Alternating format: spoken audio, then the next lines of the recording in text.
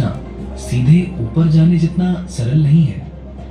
चंद्र सतह तक पहुंचने का रास्ता एक योजनाबद्ध यात्रा है, जिसमें जटिल क्षेत्रीय मैनूवर और सटीक समय निर्धारण शामिल है। चंद्रयान 3 ने जब निम्न पृथ्वी की कक्षा में प्रवेश किया, तब इसरो के मिशन नियंत्रण इंजीनियरों ने धीरे धीरे इसकी ऊंचाई चरणों में बढ़ाई, इसके कक्ष को धीरे धीरे विस्तारित किया। इसके कक्ष को धीरे धीरे विस्तारित करने के लिए इंजन बर्नर सीरीज को निष्पादित किया। ये बर्नर्स धीरे धीरे अंतरिक्ष यान को एक उच्च कक्षा तक उठाते गए, जब तक कि इसे एक महत्वपूर्ण मैनूवर ट्रांसलूनर इंजेक्शन के लिए स्थित नहीं किया गया। इस मैनूवर ने चंद्रयान 3 को पृथ्वी के गुरुत्वाकर्षण से मुक्त होने और चंद्रमा की ओर आगे बढ़ने के लिए एक आवश्यक शक्तिशाली धक्का दिया।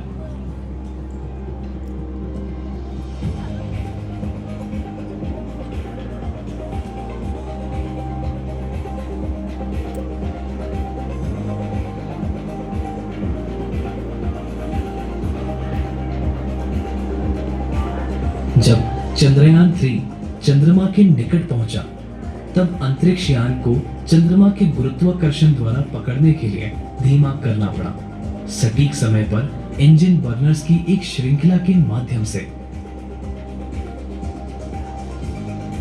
इसने धीरे धीरे अपनी गति कम की।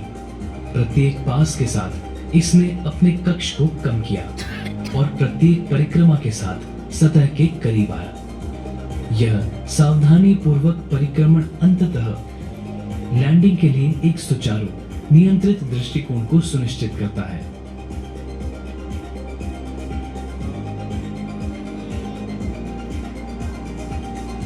अपने कक्ष को ठीक करने के कई दिनों के बाद विक्रम लैंडर, जिसमें प्रज्ञान रोवर था, मुख्य अंतरिक्ष यान से अलग हो गया और चंद्र की सतह की ओर अपने आवरोह की शुरुआत की।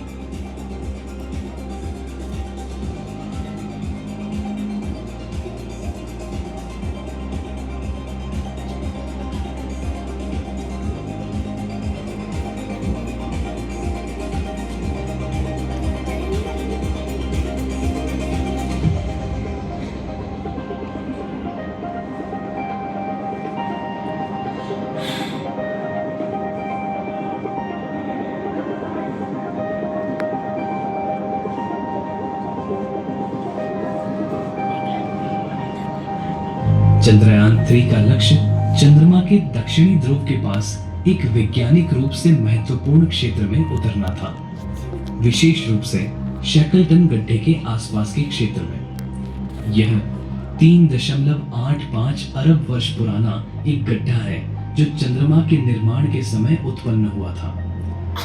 यह पूरा क्षेत्र मुख्य रूप से अन्वेषण रहित है और इसमें स्थायी रूप से छायाकृत गड्ढे हैं जो पानी की बर्फ से भरे हो सकते हैं।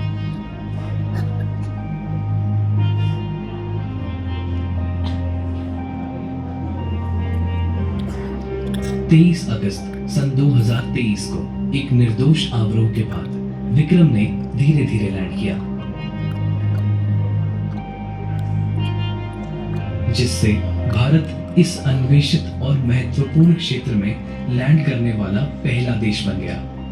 चंद्रयान 3 के लैंडिंग स्थल को आधिकारिक रूप से शिव शक्ति पॉइंट का नाम दिया गया। यह नाम संस्कृत शब्द शिव और शक्ति से आया है। शिव हिंदू धर्म में एक सर्वोच्च देवता है और शक्ति महिला वैज्ञानिकों की दृढ़ता को संदर्भित करती है।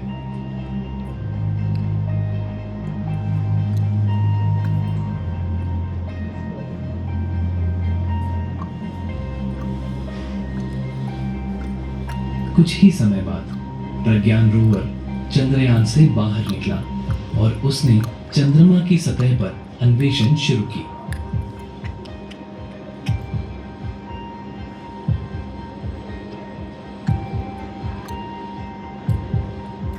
रोवर को चंद्रमा की मिट्टी और खनिज संरचना का अध्ययन करने के लिए डिजाइन किए गए उन्नत उपकरणों से लैस किया गया था और दक्षिण ध्रुव के स्थायी छायाकृत गड्ढों में पानी की बर्फ की खोज को जारी रखने के लिए और सतह पर घूमने के लिए छोड़ा गया है। इस मिशन के साथ इसरो ने भविष्य की तैयारी की है, जहां चंद्रमा, मंगल और उससे आगे जाने के लिए एक सीढ़ी के रूप में कार्य कर सकता है।